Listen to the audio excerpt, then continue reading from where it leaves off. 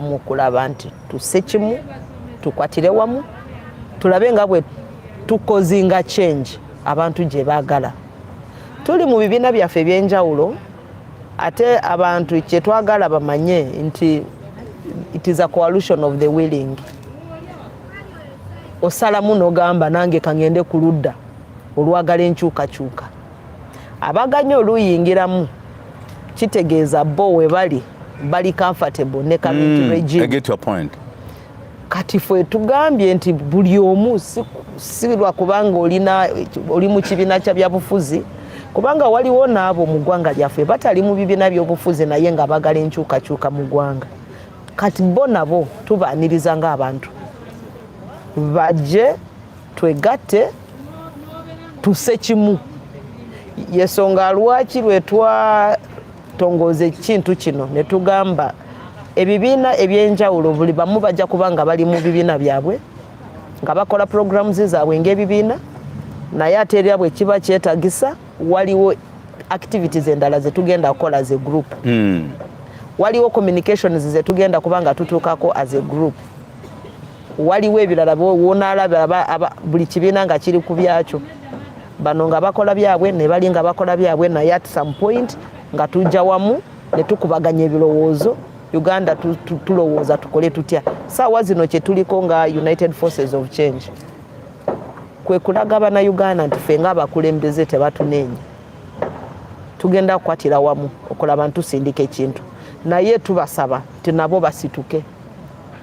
We tutuusa bana Uganda balinga abagenda baluzinga moral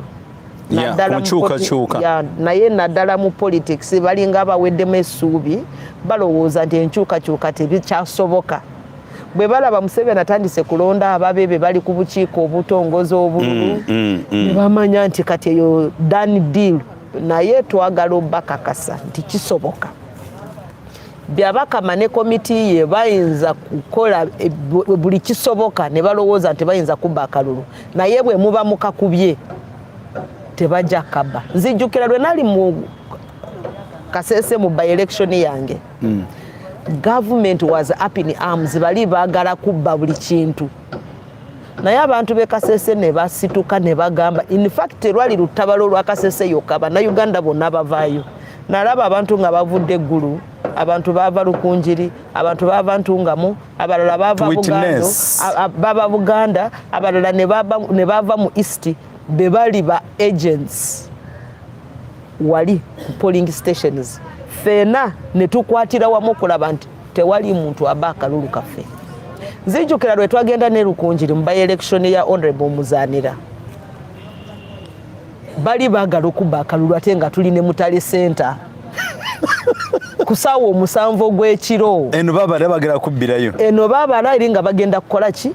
Kubba. Nga baleese gundi declaration form gye bamaze okukyusa. Wana wali 13 votes. Nga bagasewo akaziro wali nti gumu 3 130. Naye lwakubanga twali tutunula. Nedda declaration form zizo nanga tuzirina twabagamba nedda eyo declaration form gye musomye enkyamu tugitunuleko twalaba abantu nga baduka naye nga bamaze obikola ki obikwatamu n'okubibba. So bannayuganda njagala bategeeza nti singa fena tuvaayo ne tumanya nti tulina omulimu gwe tulina kukola fena united tebayinza atuyitamu. Eno commission tugikuba hands down yadde baagala nti kyonna kye baba bakola kwe kulaba nti Museveni ayitawo naye fena bwe twekolamu ne tujja together ne tumanya it is our duty to protect and defend the election tuyinza amukuba. Ekyokubiri ndowooza mu United Forces of Change tujja kuba tukubaganya ebirowoozo tukozese magezi ki. Waliwo abannayuganda balala balowooza nti omusajja yatugamba nti ye kotapini yayingira n'enyondo oba oyagala kumugyamu omujemu n'enyondo. But that is analog. Waliwo abo abaagala kukozesa enyondo era nabo okujjayo kotapini bw'aba ayagala analog. nabo tetujja bagana kubanga constitution ebawachi eddembe likola ebyo. Article 3 ya constitution ewa buli muna Uganda yenna eddembe okukola kyayagala okulaba nti defending chi constitution. Kati we tuli kye tuliko nga United Forces of Change okulaba ntukunga abantu tubazama amaanyi ate era n'okubasuubiza naffe we tuli tujja yimirira nabo tulabe nti tukozinga the necessary changes ze twagala okukozinga. Naye ate era tusaba bana Uganda musituke ababadde baweddemu essuubi muveeyo mujje tuzimbe eggwanga lyaffe. The changes that we need start with us. You are the change that you have been waiting for. So ebyo bye tuliko mu United Forces of Change. United Forces of Change. Do you think nti this government eriwo esawa zino lumiramu gye tulitambuliramu, do they value human beings' lives? Because when talk about this, I'm looking at the health sectors, I'm looking at the infrastructure, I'm looking at education system and things of that kind, because the government has not paid attention, but they're paying attention to non-issues that are not supporting us for our growth. I think government eriwo pretendinga okubeera nga supporting abantu. The right word, pretends. They pretend. Ate mu pretense eyo some Ugandans baba balowooza nti government etufuddeko nnyo naye tufuna busamambiro. Government eringa egamba funa kaako nze ntwale luli. Bw'olaba education system gye tuyina abaana b'abantu abanene mu government tebagenda mu UPE and USE schools. Correct. Kati bo babawa universal education mu UPE ne USE bo nga bwe batwala baabwe mu international schools and in private schools. Kati mwe bakire wali otulo bakimanyi nti eri UPE omwana ajja kuvaayo nga bwali. It may not be very easy oyo omwana yitidde mu UPE ne USE okufuna government scholarship ku university ne bw'osaba loan scheme tebajja gikuwa kubanga batayise sciences. Eno mu loan scheme bagamba nti priority eri ku sciences naye bali abaana bali wansi y'emiti tebagenda funa chance, tebalina apparatus ezikozesebwa nga basoma science. Banamuyita batya bafune ekyase bawa scholarships eza gundi eza loan scheme. So ne education system eriwo eyongera kunyigiriza abantu ba bulijjo kubanga system gye tulina ya education is to create more job seekers, not job makers. More job seekers. More job seekers, and yet the levels of unemployment are so high. Bakubanga bana bafuluma ne mu university naye knowledge gyafunye nga tasobola ogikozesa. Tugenze mu curriculum empya naye ate era curriculum empya etandise mu masomero ne basomesa tebagitegeera. Tebagibasomesa. Osanga omusomesa nga kugamba twashiftingira mu curriculum naye tetugimanyi. Era abasomesa nabo bali kuyigirizibwa nga bwe basomesa. Just imagine what kind of education are they expected the results. Ate n'abaana baffe bo bamanyi nti bana basomesa bali mu maaso gaabwe bakugu. Babina mu future. Kyabamugambye kyekyo. Garbage in, garbage out. Eventually tujja kufuna aba Ugandans nga balina degrees naye nga tebalina kye bazikozesa. So yesonga lwaki nze ntula wasini neebuuza eno government efaayo ku banaasi, efaayo ku muntu wa bulijjo kulaba nti equipping naye abeere muntu mu biseera by'omu maaso, oba twagala to creating a section of Ugandans who will remain beggars continuously throughout. Naye nze mu kulowooza kwange ndowooza system ekikola ng'ekigenderedde baagala abantu babeere baavu so that they can be easily manipulated. Yesonga lwaki olaba nti politics aliwo kati wakwegulirira funayo emitwalo 2 ogiwa abantu nolaba abantu nga bampadde bu t-shirt obwa yellow tulwa kubanga bamwade 15,000 naye no sebo naye abatakyagadde naye lwa kubanga abasituse wakanga atalina kyalidde atayina kulya wafuna zino 5 agamba nti mukama webale This is a God given opportunity. Ajja kukola kyonna ekisoboka. Waliwo abasajja abakwatibwa wano nga babavunaana omusango oguta abantu. Bagamba nti babawa emitwalo ago 3. So emitwalo 3 nga bamaze omusuubiza okumuwa emitwalo 5. Kati nga bamugambye nti sooka ofuna 3 bw'omala omulimu nga tukuwa emitwalo emeka? Emitwalo 2. Ssebo lowooza omuntu okusalamu nti ngende nzita omuntu lwakubanga ngenda kufuna emitwalo 5 aba ali kuki ekiri ku mutima. So ezo zembeera ze tulimu ng'abantu aba Uganda. So nze mu kulowooza kwange gavumenti yaffe tefaayo nnyo ku bantu ababulijjo n'okulowooza nti ekyusa embeera zaabwe nedda. Kikulu kye baliko bali preoccupied n'okwekipinga mu power.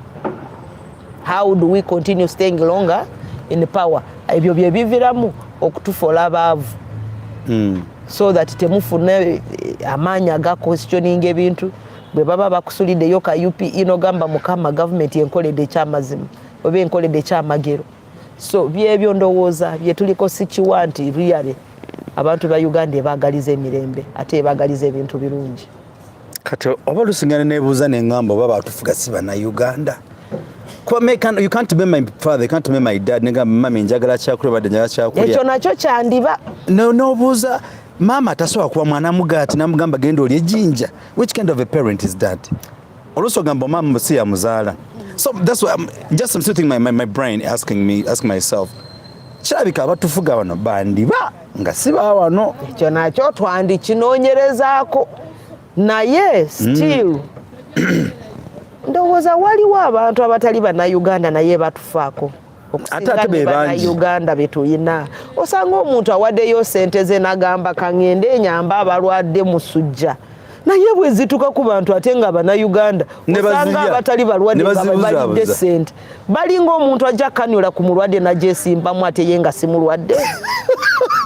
Dokita gw'obadde olowooza nti ye dokita wo agenda kujanjaba kumbe asanga bakutaddeko kanula bakuwonya omusujja agikujjako ye nagyekuba nabeeraawo. kati bye tuliko kubanga waliwo bannaffe abatali bannayuganda abatulowoozaako ne bagamba katubawe sente zigende zibayambeko naye bwe zituuka wano ku banansi nosanga nti be bantu abali kutyobola eddembe ly'abantu era beba onone sente ezijuze okuyamba omuntu wa bulijjo. Kati lwaki sigamba nti batufaako? Kinsigaddemu nja sigala nkirowoozaako nebuuza abatufuga muli bannayuganda oba temuli bannayuganda oba just mulina emitima emibi oba emitima gye emibi.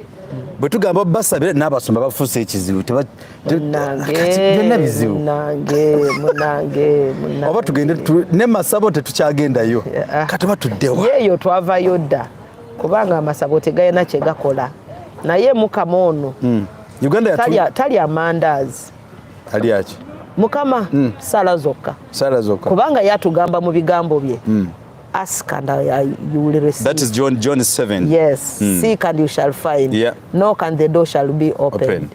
Ate ayongera n'atugamba nti look to me. If you can only ask me, I will reveal to you even things that you had no knowledge of. It's why my question comes in. Just watch the Ugandans have prayed. Mukama alaba. People have knocked the doors. His time is the best time. And people still mukulowooza kwaffe ng'abantu tuyinza gamba nti kirabika yatuyitako nagenda e Kenya n'ayitayo nagenda e Tanzania n'ayitayo nagenda nedda. We are still hanging on to him. Let's trust the Lord that things will be answered. He's a God of promises. All right. Okay. Kale tukkiriza nti no kijja kukyuka lunaku lumu naye nga kyakaba nafuga mu Uganda si bannayuganda ba mwina emitima mibi kwebitambula mu nsi yaffe Uganda. It's not all the best naye nga we appreciate, we praise the Lord that things will change. But I really want to thank Ugandans. They are resilient.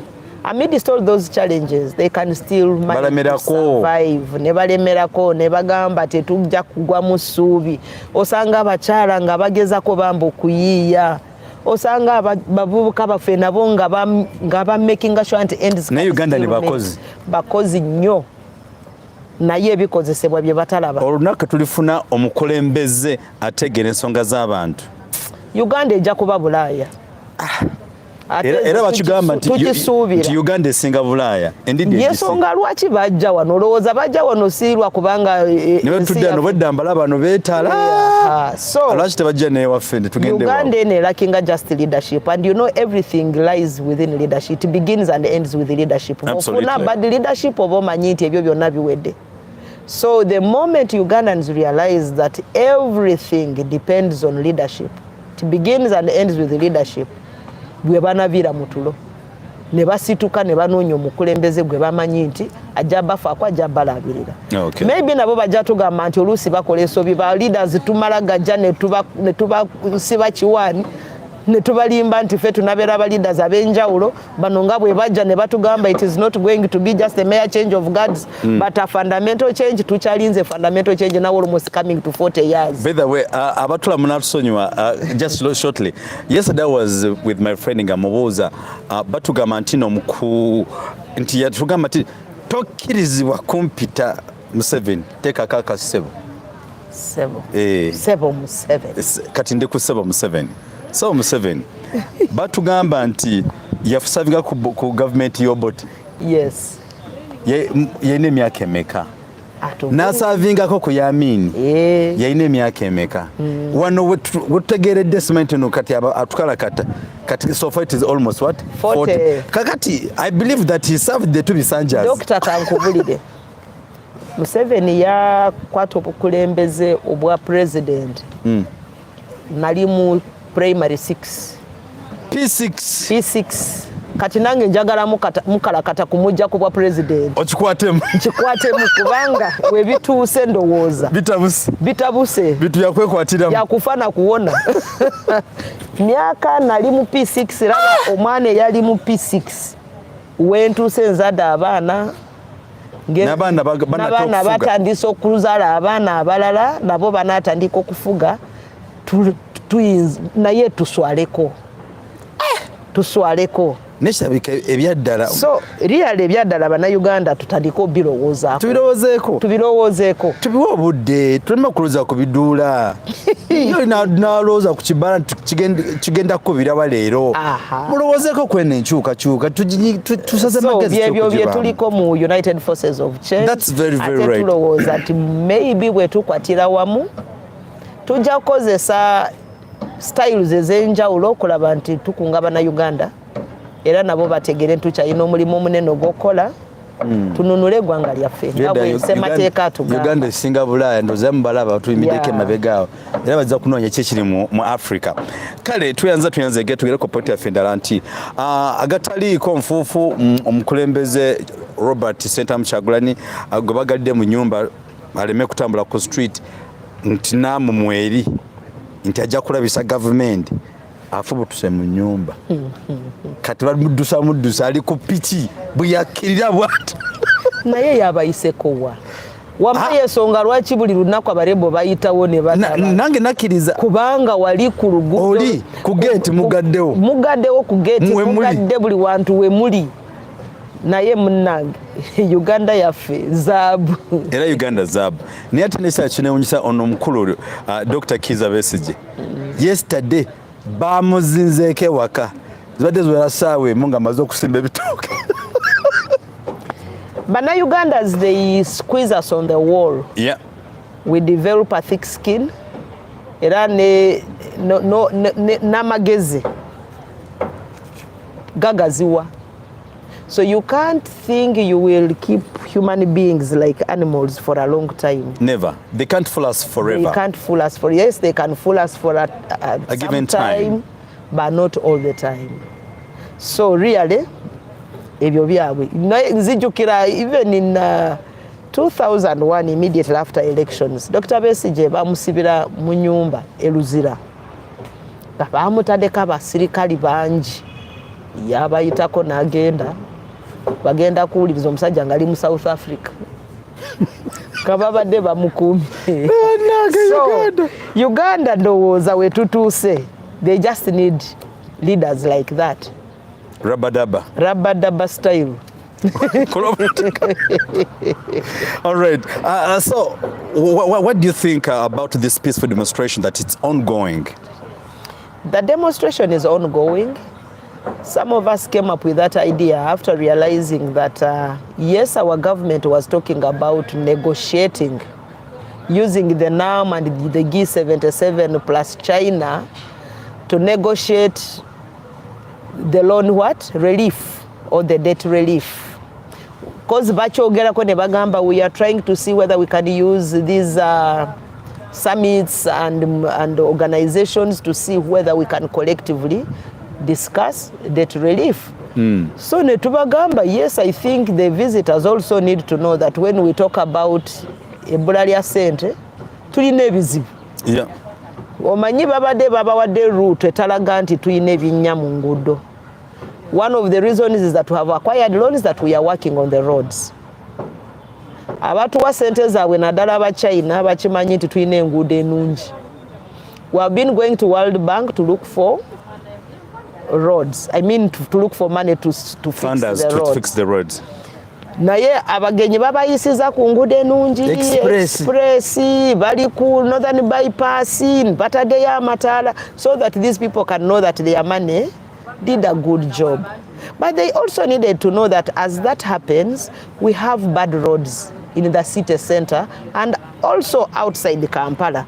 So that when we say, please forgive us the debts, we still have so many things to fix. They can understand. That would be the best way. So they don't want the visitors to know twine bizibu. Yesonga lwaki ne minister tugambye nti banange mu pretendingeko nabagambye no government ya pretense. They just pretend to be doing us services when they are not. I get your point now. Yes, mu pretendingeko nti ebizibu temuyina, just smile naye mu mutima ng'omanyi nti kiri bubi. Never know. So byebyo byetubaddeko, government of pretense. We can't continue pretending. Let the visitors know that yes, tutuse mu maka naye abaana tebalina kyakulya. So that if there is something they can do it. Bayise mu nguudo ennungi naye balina kitegeera nti waliwo n'endala enguudo ezaagala okukola ki? Okolebwa. So when we go to them asking for money, they should know where the money is going. But it is over. Yes. One of the ambassadors did mention that Kampala is the potholes and the borders are part of the tourist attraction. So we were also trying to see whether we can beautify the places where tourists can come and to see our potholes and the border. And they say, wow, the Ugandans are so creative. They are now making them fish ponds. They are making matoke gardens or flower gardens. In the roads? In the road. They were part of beautification of the city. But we want to beautify our city with things that we can make use of. Absolutely. Ate nange narabye bannange nga batandise fishing activity mu potholes eziri mu nguudo. Ngamba that is the high level of creativity. Naye lwakubanga tulina government etafaayo ku bantu terowooza ku bizibu by'abannansi. Ne bakuba abantu nti because balaze government nti wano waliwo ebinnya bwe muba temugenda abikavaringa ffe katutekemu amatooke. At least someone can know that there is a pothole and they don't bump their cars into those potholes because they will see. Well, even to service the cars is very expensive. Yes, servicing cars is very expensive. So abakubye abantu kirabika they don't wish us well. They don't want those potholes fixed. Atera nabo bakozesa the same roads. That is why the accidents are so high on our roads. As people try to jog around the potholes, they knock themselves. In fact, one lecturer said that in Uganda they don't tell you keep left, you keep what is left. Keep on what is left of the road.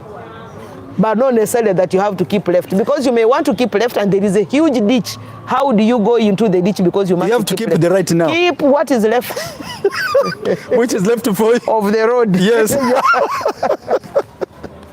That's a very nice terminology. You don't have to keep left. You just keep on what is left. For you. Yeah, for you to on the use. safety. For safety, because if there is a huge ditch and you're supposed to keep left, must you keep there? One of Mr. Byarugaba recently, he told me, I was discussing with him some issues. Nangamba nti omusajja yamugamba lwaki odduka ekinnya kino kyammwe mmwe abawestana mwe mutulekeddemu kigwemu. Era munnange bwe bagamba bawestana naffe tukagenderamu naffe nga tuli mu bizibu. Nabagamba bwe baba bagamba western kasese bamuggyemu. It's that republic of itself. Wakiri tugifole republic of itself. Omanyi waliwo bwe tusasula emisango egitali gyaffe. Bagamba mwe aba western mwakavaako mwe muli mu kintu muli bulungi you don't even complain. Nengamba yi bwe tuba tuli mu kintu banange era bagende batutte nga bwe batuse juzi. Nengamba ffe ekyo kintu tetukirimu. Naffe ndowooza tukyalinze kyaffe. So bwe baba bagamba western ne bagamba mwe aba western temukayana muli mu ebyadda mu abatula bali ku program ekintu kiri ankole it is not even ankole it is given the house kugamba nti kiri wakaguta bebogerera just a given number of people bebali obulungi yes kiri mu family si kya western yonna so bananga aba westerners temututugira bwerere ba western nabo bali ku kazito nga bwe muli batukalakata nga bwe baba kalakata so fena kitukakatako okulaba nti eno government tukola ki tugikyusa. Oh yeah. All right. Kale tunatera okumaliriza mama. We appreciate your time and tukwebaza nti akaseera ko tuwadde tetumanyi kino tunakutukako leero. And I thank you very much for appreciating and fixing this particular time. But if all goes well, maybe next time we shall have another chance to discuss some pertinent issues quite worth for the development of our nation, Uganda. Now, there is should call it an international summit that is taking place in Uganda. This international summit, may the Lord forgive me for what I'm going to say, in case it hurts you, the viewers. I don't know who is the chairman of it that authorizes now it should be in Uganda and now it should be in Kenya. Is it a rotation? Is it by propagandists? Is it by Karuru voting?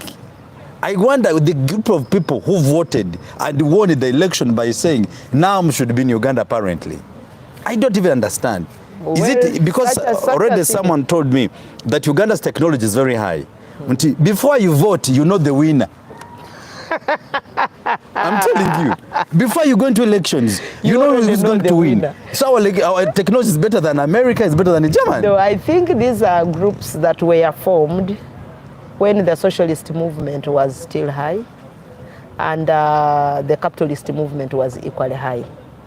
These two tendencies, they are those governments, most especially in Africa and the Arab countries, which thought, I think, we shouldn't ally with the socialist movement and we shouldn't ally with the capitalist movement. That is why they called themselves the non-aligned. They didn't want to lie on either side of the coin. And because they didn't want to ally on either side of the coin, bali bagala okufunira eno neno.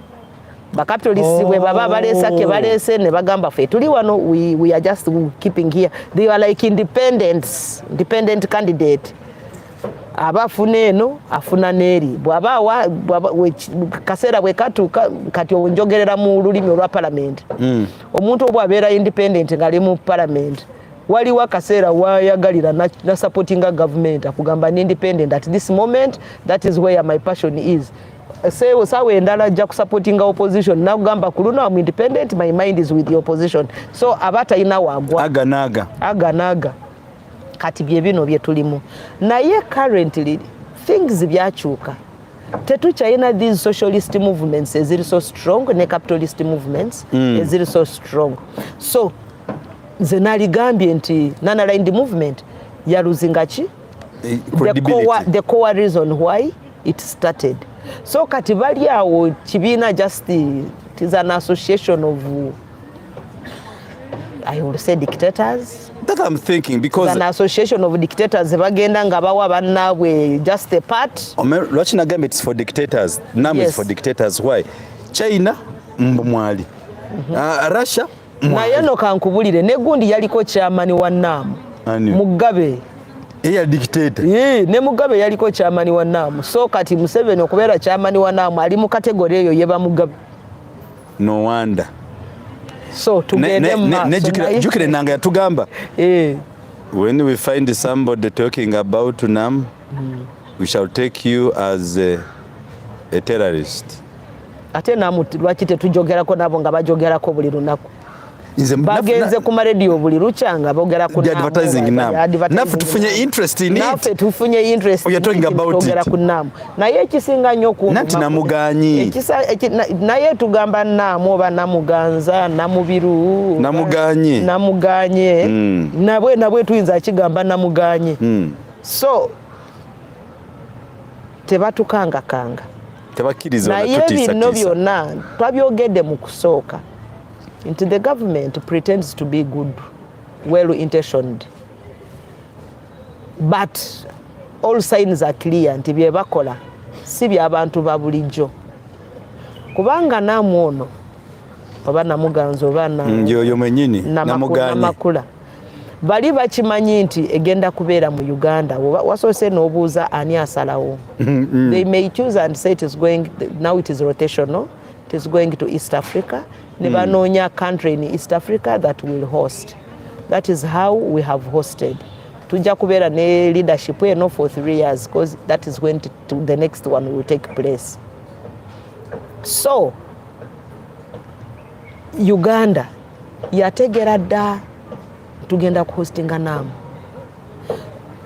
making sure nti Uganda nabo be preparing era namu singa yali yaffe ffenna bali badde bagamba dda all districts of Uganda twetegeke tulina kino ekintu tugenda kukola bintu bwe biti abagenyi bagenda kujja they will pass here bapasinge there baiteke kasese mu nsozi bagiteke kasese mu nsozi bagende balabe how you can have snow along the equator then abantu betegeke tumanye nti ebyobulambuzi naffe tufunamu ng'abantu naye abantu bafa balifunye mu byobulambuzi tebakiriza bagenyi okutuukayo abakyala babadde batunda ebintu byabwe ku luguudo babagobyeko bali balise nobyera abantu sente zammwe ne batunda emiyembe yabwe ku nguudo abagenyi naliya ku miyembe ne tufuna ku doola abagenyi abasinga obungi ffe ng'eggwanga ffe tugenda basasulira bye balya ffe tugenda basasulira we basula ku sente zaffe ez'omuyiwa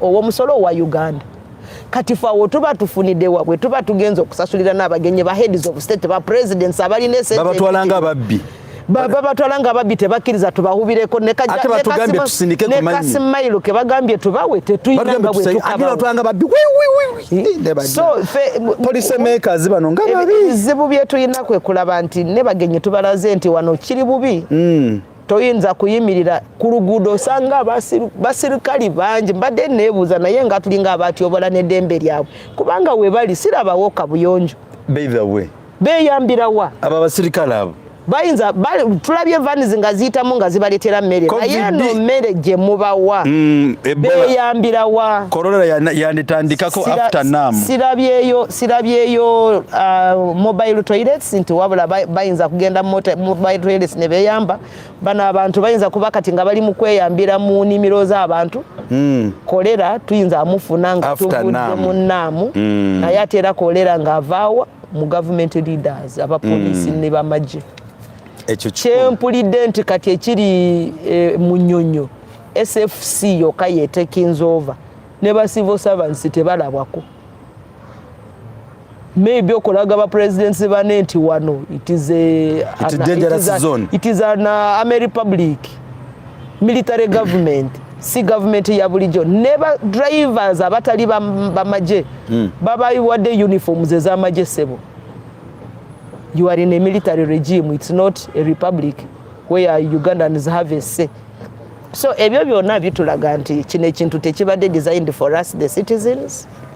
Abantu nabo abagenze eri ku venue nti basasule sente bafune we batundira ebintu byabwe nabo bafune ku dola abagenyi tebatuseeyo tebafunye chance efuna ku dola ebintu tuli kubawe ebyobwereere musolo gwaffe ng'abana Uganda tebyo byonna no mabanja.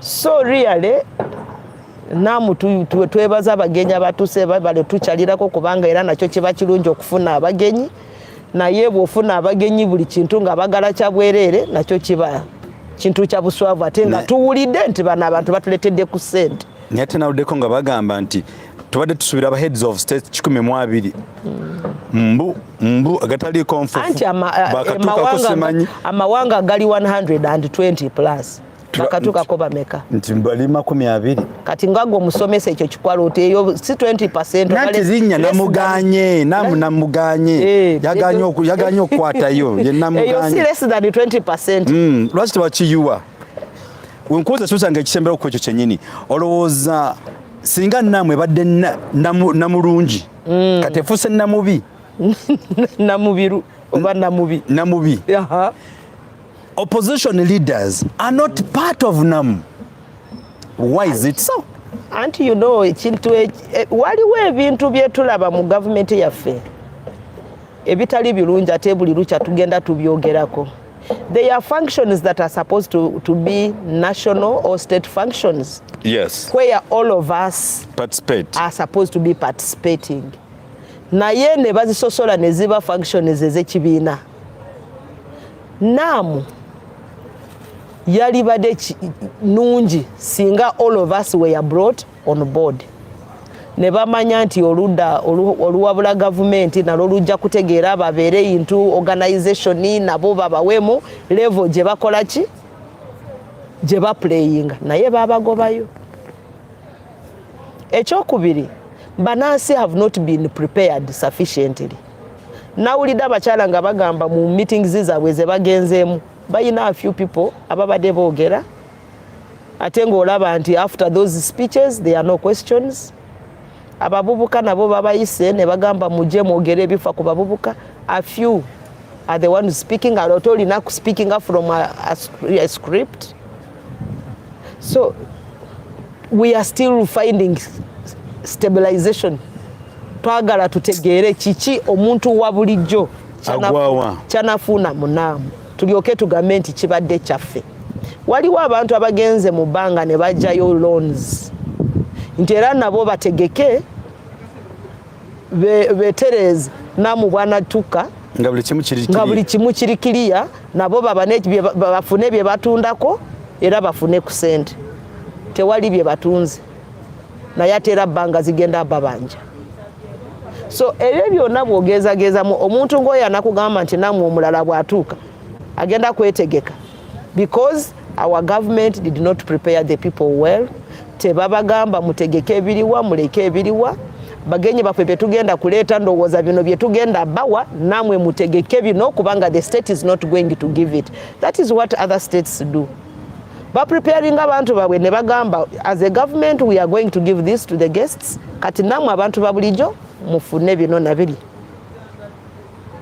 So nomanya nti waliwo service government egenda kuwa then there is a deficit gye basuubira nti the private sector egenda kuwa. Bali badde bagambye nti we shall create roadside markets ezitunda fruits ezitunda emiyembe ezitunda ki where our guests can stop and buy fruits. Okay. Mpozi bye batuute ku site be bakyala bakola ebintu eby'engalo naye ate era abagenya abatono be bakoze eki be baliwo be batuuseeyo. Waliwo abalala bagabye gifts ate era ez'ebintu bino bakyala bye bali kutunda ono omaze okimuwanga akirabu kati ye anaddamu agenda akigule ng'omwadde ekyobwereere. So byebyo ebiri eyo munaamu yensonga lwaki abantu bafa babulijjo bambi tebagenda afunamu naye katugume nti oluusi waliwo abagenda afunamu.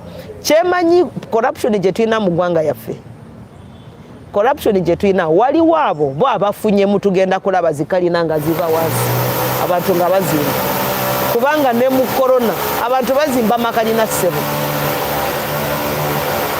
So ebyo bye tulina ate tulina obirwanyisa okulaba nti buli kintu ekikolebwa kiba kigasa omuntu wa bulijjo. So bwe tutakola ekyo tujja kwesanga nti buli lukya tuba mu kukaaba buli lukya tuba mu maziga era nga tusasanye sente ez'omuwi w'omusolo naye nga tezirina kyezimuyamba. So yensonga lwaki era tudda ku kiri kye tusooseeko ffe ng'abantu abakkiririza mu nkyukakyuka z'ensi eno oba z'eggwanga lino twegase okulaba nti bino byonna tubijjayo bannayuganda babitegeere wabula nabo baliyekuba ku kifuba ne bagamba naffe katusituke tulabe nga bwe tubeera part of the changes that are required. Mwebale nnyo tuwuliriza ate Mukama abankuumire ndowooza tunalabagana olunaku olulala. Naffe tuyanze again. Thank you very much for your time. Mwenna ababaddeko abali ku live show, abali mu diaspora, mwebale ntubagala nnyo.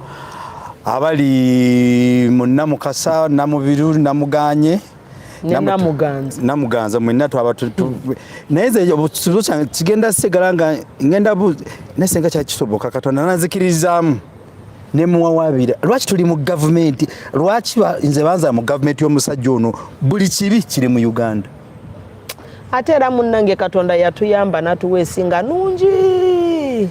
Ebirungi ebisinga biri wano ku Uganda. Byonna biri wano. Nene tufuna omuntu atukalakata n'okusinga okutesa piki. Ogikutisa steel wire nengo ogijjamu era na steel wire. So ensi eno Katonda baba tukwanga kusimako. Tubagaliza okwera obulungi. We shall be with our honorable sooner or later. We shall be updating you to let you know that you'll be with us for further updates and other kind of communication. The educative programs, you always find them on the Flashlight, our Wakesha television online. Please, all the time, don't retire, don't forget to move with us all the time. So God bless you. Happy Sabbath for Adventist and a very lovely day to everyone. God bless you. See you next time. Bye-bye. Sawa.